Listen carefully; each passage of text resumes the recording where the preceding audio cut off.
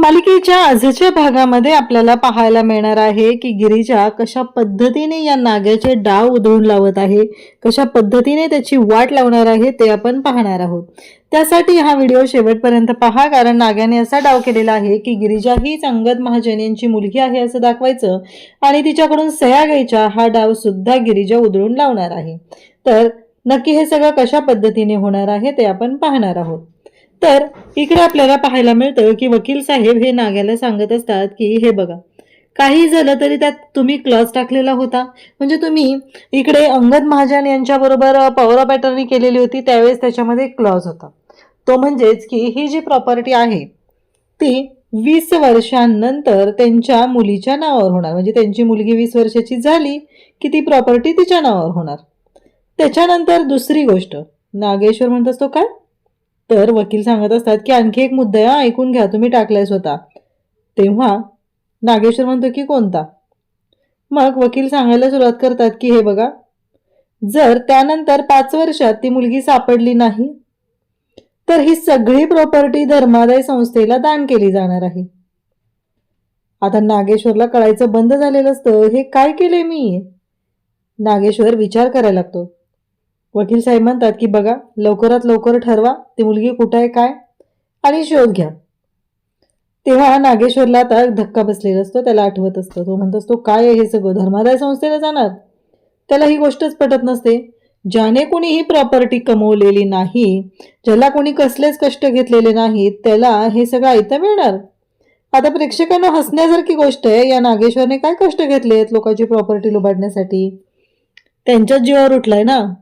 मग नागेश्वरला ह्या सगळ्या गोष्टी आठवत असतात, त्याचा गावात असलेला रुबाब, त्याचं जे सगळं चाललेलं आहे ते सगळं, त्याचबरोबर गुरुजींनी सांगितलेलं असतं की राहू केतू सध्या बरे नाहीयेत, त्यामुळं तुमच्यावर संकट येण्याची शक्यता आहे।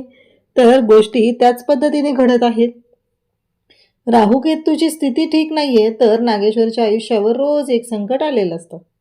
जोपर्यंत गिरिजा त्यासोबत आहे तोपर्यंत संकट येणार नाहीयेत, पण गिरिजा जर आता त्याच्या बाबतीत असं काही घडत असेल तर मात्र विचार करण्यासारखीच गोष्ट असते। आता मात्र इकडे आपल्याला पाहायला मिळतं की हॉस्पिटलमध्ये इन्स्पेक्टर साहेब आलेले आहेत। ते डॉक्टरांना विचारतात की खरंच अहो खूप मोठी गोष्ट आहे, एवढ्या मोठ्या अपघातानंतरही वाचलेल्या आहेत त्या, नक्की काय झालं मला सांगा। तेव्हा डॉक्टर सांगू लागतात की अहो काहीच माहित नाहीये, जेव्हा या इथं आल्या आणि त्यानंतर त्या बेशुद्ध पडल्या, मग आम्ही त्यांच्यावरती उपचार द्यायला सुरुवात केली। ऑब्विसली त्यांच्यावरती उपचार करणंही गरजेचं होतं आणि डॉक्टरांनी त्याच गोष्टी केलेल्या असतात। अगदी चांगल्या पद्धतीने उपचार करणं गरजेचं आहे, त्यामुळेच डॉक्टरांनी तो निर्णय घेतलेला असतो।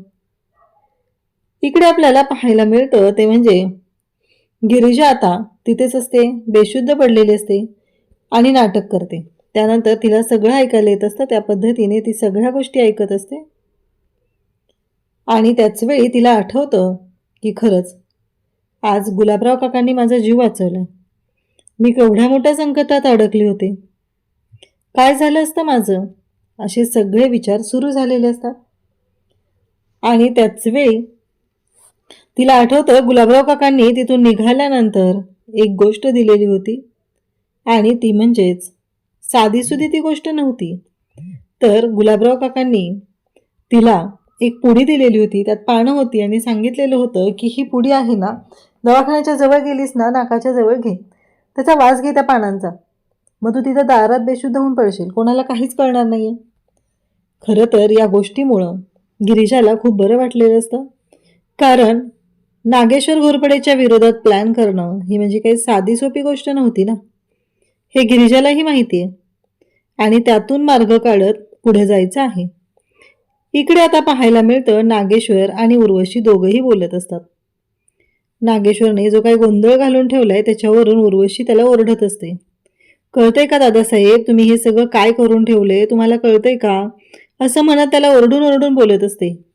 कळलं नाही का तुम्हाला, असे क्लॉज कोण टाकतं, प्रॉपर्टी नावावर करून घ्यायची होती ना, मग हा सगळा गोंधळ घालायची गरज काय होती, असं उर्वशी ती ओरडून बोलत असते।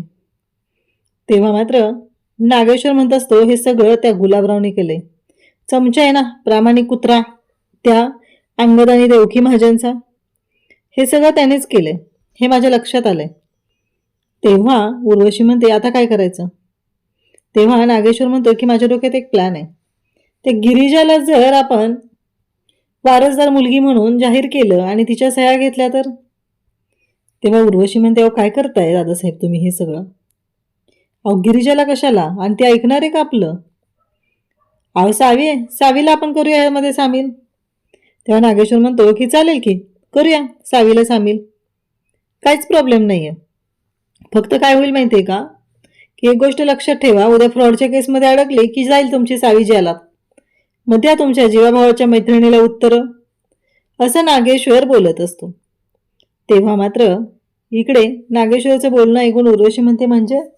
तेव्हा नागेश्वर सांगायला सुरुवात करतो, एक गोष्ट महत्वाची आहे, ती म्हणजे काहीही झालं तरीही याच्यामध्ये गिरिजा अडकणार आणि तिला अडकवायचं. तेवढ्यातच इन्स्पेक्टरचा फोन येतो. इकडे नागेश्वर म्हणतो की हां इन्स्पेक्टर बोला, काय झालं आमच्या सुनबाईंचं? तेव्हा तो इन्स्पेक्टर म्हणतो की एक गुड न्यूज आहे. नागेश्वरला प्रश्न पडलेला असतो की आता नवीन गुड न्यूज काय आहे, ह्याच्यात काय असणार आहे, असे अनेक प्रश्न चालूच असतात. आणि तेव्हा मात्र नागेश्वर इकडे म्हणतो की काय झालंय बोला. इन्स्पेक्टर साहेब म्हणतात की तुमच्या सुनबाई सापडलेत. आता सुनबाई सापडलेत म्हणल्यावर नागेश्वरला धक्का बसतो की ही कशी सापडली, नक्की काय झालं असेल, कशा पद्धतीनं झालं असेल हे सगळं, असे विचार सुरू झालेले असतात. तिकडून त्यांनी सांगितलेलं असतं की हो त्या बेशुद्ध होत्या, आता शुद्धीवर आलेत, सगळं होईल नॉर्मल, असं सांगितलं जातं. नागेश्वरला त्याच गोष्टींचा प्रश्न पडलेला असतो की आता करायचं काय. आणि गिरिजा आता सापडली, पण ह्या गिरिजालाच अडकवायचं आता. काही झालं तरीही या प्रॉपर्टीच्या पेपरवर गिरिजाच्या सह्या घ्यायच्या आणि तिचा दी एंड करायचा, एवढंच नागेश्वरच्या डोक्यात असतं. उर्वशीला तो त्याचा प्लॅनही सांगत असतो. त्यानंतर इकडे पाहायला मिळतं ते म्हणजे काहीही झालं तरीही उर्वशी आणि नागेश्वर दोघंही कसे आहेत हे आपल्याला चांगलंच माहिती आहे. उर्वशी तर नागेश्वरच्या सुद्धा विरोधात जाऊ शकते, म्हणून तर नागेश्वरच्या विरोधातले पुरावे स्वतःकडे जपून ठेवत असते. आणि त्याचबरोबर या सगळ्या गोष्टी जेव्हा घडत असतात तेव्हा गिरिजा इकडे हॉस्पिटलमध्ये असते, तिच्यासोबत विशाखा असते. गिरिजा आणि विशाखा दोघीही बोलत असतात. विशाखा म्हणते की कळत नाहीये हा माणूस एवढ्या खालच्या थराला कसं काय जाऊ शकला, आणि हे सगळं काय होऊन बसलंय, आपण काय विचार करतोय, असे सगळे विचार चालू झालेले असतात. विशाखा म्हणते खरंच आज ना प्रभास काका होते म्हणून तू वाचलीस, नाहीतर खूप अवघड झालं असतं, असं दोघीही एकमेकींना सांगत असतात. आणि तेव्हा मात्र इकडे गिरिजा विशाखाला म्हणते की तू जाऊन ये. विशाखा म्हणते हे बघ मी कुठेही जाणार नाहीये तुला सोडून. खरं तर त्यांनी तुला इथं पाठवलं आणि नंतर त्यांनी मला सुद्धा इकडे पाठवून दिलं तुझी काळजी घेण्यासाठी. त्यांना ना खूप काळजी वाटत होती, म्हणूनच तर त्यांनी या सगळ्या गोष्टी केलेल्या आहेत. हे ऐकल्यानंतर मात्र आता गिरिजा आणि विशाखा दोघेही बोलत आहेत. नागेश्वर घोरपडेला आता सगळं सत्य कळलेलं आहे, त्यामुळे इतके दिवस आपण जे काही लपवून ठेवण्याचा प्रयत्न करत होतो ते सगळं सत्य बाहेर येतंय. आपल्याला विचार करावा लागणार आहे, नक्की काय गोंधळ होतोय, या सगळ्या गोष्टी ठरवाव्या लागणार आहेत, असं इकडे गिरिजाच्या डोक्यात सुरू झालेलं असतं. आणि गिरिजा बोलत असते. विशाखाला म्हणते की आता काय करायचं. गिरिजा आणि विशाखा दोघींचंही छान असं प्लॅनिंग चाललेलं असतं. आणि त्याचबरोबर त्या दोघीही पुढचं प्लॅनिंग करत असतात नागेश्वरच्या विरोधात. खरं तर ही वाटते तेवढी सोपी गोष्ट नाही आहे. नागेश्वरच्या विरोधात जाणं, या सगळ्या गोष्टी करणं हे साधं सोपं काम नाही आहे. इकडे गिरिजा आणि विशाखा आता घरी आलेले असतात. नागेश्वरचा नुसता जळफळाट होत असतो, ज्याचा विचारही कोणी केलेला नाही आहे. कारण नागेश्वरच्या आयुष्यात जी गोष्ट घडलेली आहे त्याच्यामुळं त्याला जास्त राग येत असतो. त्याला कळत नसतं की हे सगळं काय चाललंय, कारण हे आमच्याच बाबतीत का होतंय. आम्ही काहीतरी चांगलं करण्याचा प्रयत्न करतोय, पण गोष्टी ह्या बदलतच चाललेल्या आहेत. असं का होतंय असा प्रश्न नागेश्वरला पडलेला असतो. मग आता ही मुलगी कुठून आणायची वारसदार? कारण हे सगळं कमवलेला जो रुबाब आहे, हे सगळं जे आहे ते जाणार आहे हे नागेश्वरला कळलेलं असतं आणि त्यामुळेच तो खूप घाबरलेला असतो. इकडे विशाखा आणि गिरिजा दोघेही म्हणत असतात की चल आता जाऊया आणि पॉवर ऑफ अटर्नीचे जे पेपर आहेत ते आपण शोधूया, म्हणजे सगळ्या गोष्टी क्लिअर होतील, असं दोघींचंही ठरलेलं असतं. तेव्हा मात्र इकडे त्या दोघीही नागेश्वरच्या रूमकडे येतात. विशाखाला तिने सांगत असते की तू बाहेर थांबून लक्ष ठेव, मी बघते काय करायचे ते आतमध्ये, तू फक्त बाहेरून लक्ष ठेव, एवढं सांगितलं जातं. विशाखा म्हणते की हो चालेल. आता नागेश्वर आणि उर्वशी दोघीही बोलत असतात. नागेश्वर उर्वशीला सांगत असतो की अहो दीदी, मी जो सांगितलं तो पर्याय बरोबर आहे हो, काही प्रॉब्लेम येणार नाहीये त्याने, नका काळजी करू. तेव्हा इकडे तिचं एकच म्हणणं असतं की एवढी मोठी प्रॉपर्टी तुम्ही गिरिजाच्या नावावर केली आणि नंतर जर का काही प्रॉब्लेम झाला तर, कारण ती गिरिजा कशी आहे हे तुम्हाला चांगलंच माहिती आहे, अशी भीती नागेश्वरलाही घातलेली असते. आणि इकडे आता डॉक्टर वासंतीला चेक करायला आलेले असतात. वासंतीचे सगळे रिपोर्ट आलेले असतात. आधी डॉक्टरांनी ब्रेन ट्यूमर आहे की काय असं वाटतंय असं सांगितलेलं होतं, पण आता मात्र ह्या सगळ्या गोष्टी थोड्या वेगळ्या पद्धतीनं चाललेल्या असतात. मग डॉक्टर तिथे येतात आणि डॉक्टर म्हणतात की त्यांचे रिपोर्ट आलेत, रिपोर्ट नॉर्मल आहेत, काहीच प्रॉब्लेम नाही आहे, फक्त त्यांच्या मेंदूवरती थोडी सूज आली, तुम्ही जर घरी व्यवस्थित काळजी घेणार असाल तर काहीच प्रॉब्लेम नाही आहे, मी त्यांना घरी सोडायला तयार आहे. रुद्र म्हणतो की नाही नाही, त्याची काही गरज नाही आहे, मला काय वाटतंय माहिती आहे का, की अजून ठेवायचं असेल तर हॉस्पिटलमध्ये ठेवा. तेव्हा मात्र इकडे वासंती म्हणते की मला कधी एकदा घरी जाईल असं झालंय. खरं तर इकडे वासंती हॉस्पिटलला आहे, पण वासंतीच्या डोक्यात विचार मात्र इकडे वासंतीच्या डोक्यात मात्र विचार आहेत ते गिरिजाचे आहेत. तिला काळजी वाटत आहे की नक्की काय झालं असेल, गिरिजा ठीक असेल ना, ह्या वंशांनी आणि या नागेश्वर घोरपडेने काय केलं असेल तिचं, असे प्रश्न पडलेले असतात. आणि इकडे गिरिजा आणि त्याचबरोबर आता रुद्र, गिरिजा, श्रीमंत आणि विशाखा यांनी एक प्लॅन केलेला आहे आणि त्या प्लॅननुसार ते आलेले असतात त्या आउटहाऊसमध्ये, जे नागेश्वर घोरपडेचं जुनं आउटहाऊस आहे तिथं आलेले असतात. तिथं आल्यानंतर त्यांच्या लक्षात येतं आणि गिरिजा त्या वॉचमनशी बोलायला जाते. ती म्हणते की मी इथूनच जात होते ना, म्हणून म्हणलं की तुमच्याकडे येऊन जाऊया, म्हणून आलेली आहे असं सांगितलं जातं. तेव्हा मात्र इकडे आता नागेश्वर आणि त्याचबरोबर उर्वशी बोलत आहेत. काही झालं तरीही या सगळ्या गोष्टी ज्या आहेत हे आपण ठरवलेत त्या पद्धतीने करायच्या आहेत.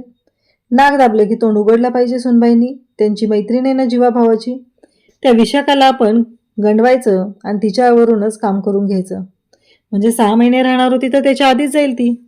म्हणजे इथंच गिरिजाला कळलेलं असतं की गाडीचा ॲक्सिडेंट करण्यामागे कोणाचा हात आहे. तेव्हा मात्र आता इकडे हे पोचलेले असतात, पण त्या देवकीला सोडवण्यासाठी गेल्यानंतर गिरिजाने एक अट ठेवलेली असते आणि ती म्हणते की मला फक्त एक गोष्ट सांगायची श्रीमंत, इथं जर देवकी मावशी असतील तर तुम्ही जे सांगेल त्याच्यावर विश्वास ठेवशील. तेव्हा श्रीमंत म्हणालेला असतो की हो ठेवतो मी विश्वास, असं श्रीमंतने स्पष्ट केल्यानंतर मात्र आता या सगळ्या गोष्टी सुरू झालेल्या असतात.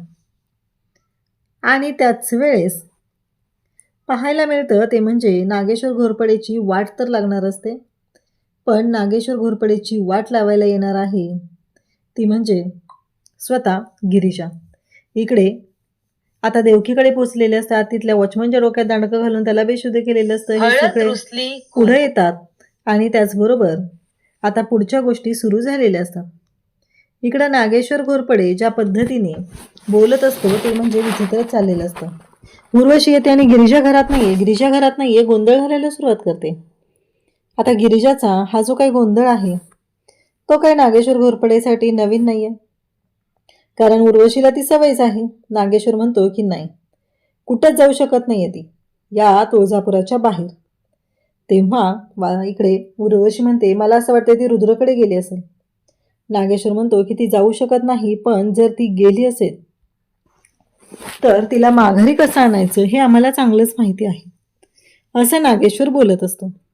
इकडे वासंती रूममध्ये आहे. रुद्रला डॉक्टर घेऊन गेलेले असतात आणि तेवढ्यातच त्या रूममध्ये प्रभास आलेला असतो. प्रभास वासंतीकडे पाहतो. वासंती जागी झालेली असते. वासंतीला माहीत नसतं की काय होणार आहे, कशा पद्धतीने गोष्टी होणार आहेत. या कुठल्याच गोष्टीची कल्पना वासंतीला नसते. प्रभासला पुढं बघून तिला खूप बरं वाटतं. ती म्हणते, प्रभास दादा. प्रभासला सुद्धा आठवतं जेव्हा तो आजारी होता त्याच्यासाठी धडपडणारं कोण होतं. या सगळ्या गोष्टी प्रभासलाही आठवत असतात. आणि आज आपली अक्का ह्या हॉस्पिटलमध्ये बेडवर आहे या गोष्टीचं वाईटसुद्धा वाटत असतं. इकडं नागेश्वर आणि उर्वशी त्याच वेळेस बोलत आहे. त्यांच्या दोघांचंही चाललेलं असतं की काहीही झालं तरीही हे सगळं जे काय आहे ते आपण उपभोगायचं आहे, आपलं आहे. त्या गिरिजाच्या सह्या घ्यायच्या आणि तिची वाट लावून टाकायची, असा सगळा प्लॅन यांनी केलेला असतो. आणि त्याचबरोबर या सगळ्या गोष्टी जेव्हा घडत असतात तेव्हा मात्र आता सगळ्यांच्यामध्ये गिरिजा मात्र खंबीरपणे उभी आहे. तिच्या साथीला विशाखा असते, एवढी जीवाभावाची मैत्रीण तिची. आणि दोघीजण मिळून वेगवेगळे प्लॅन करत असतात आणि या नागेश्वरला उघडं पाडण्यासाठी प्रयत्न करत असतात. तिथं असलेल्या गुंडांची धुलाई केलेली असते. देवकी आणि त्याचबरोबर गिरिजा आणि हे सगळे निघालेले असतात. इकडे नागेश्वर मात्र तडफडत असतो. काय होणार आहे, काय होणार आहे, कसं होणार आहे, ही प्रॉपर्टी, हा पैसा, हा मान सन्मान, हे सगळं त्याला हवं असतं. म्हणून त्याचा जळफळाट होत असतो. आणि जेव्हा हे सगळं घडत असतं तेव्हा मात्र नागेश्वर घोरपडेला खूप राग येत असतो. आणि मग इकडे प्रभासला सुद्धा आठवत असतं. जेव्हा घरी आणलेलं असतं तेव्हा प्रभासची बायको म्हणालेली असते, अहो त्याला हॉस्पिटलमध्येच ठेवायचं, घरी कशाला आणलं तुम्ही. तेव्हा मात्र इकडे वासंती येते आणि म्हणू लागते की काळजी करू नका, मी बघेल त्यांचं सगळं, मी करेल माझ्या भावासाठी वाटेल ते. असं म्हणत वासंती ही आता प्रभासची जबाबदारी घेते. तेव्हा मात्र प्रभासला कळतच नाहीये की हे सगळं काय घडतंय. कारण काहीही झालं तरीही आत्ता ह्या सगळ्या गोष्टी छान पद्धतीने चालू आहेत. इकडे पाहायला मिळतं ते म्हणजे ते गुंड गिरिजाला शोधतच असतात आणि नेमकं गिरिजा आणि देवकी दोघीही समोरासमोर येतात. आणि मग मात्र धक्का बसतो. आणि आता त्या गुंडांनी पुन्हा एकदा पकडलेलं असतं ते म्हणजे गिरिजा आणि देवकीला. आता श्रीमंत आणि विशाखा नक्कीच काहीतरी मोठा गोंधळ करतील आणि हे सगळं समोर येईल. अशाच अपडेटसाठी चॅनलशी कनेक्ट राहा. थँक्यू.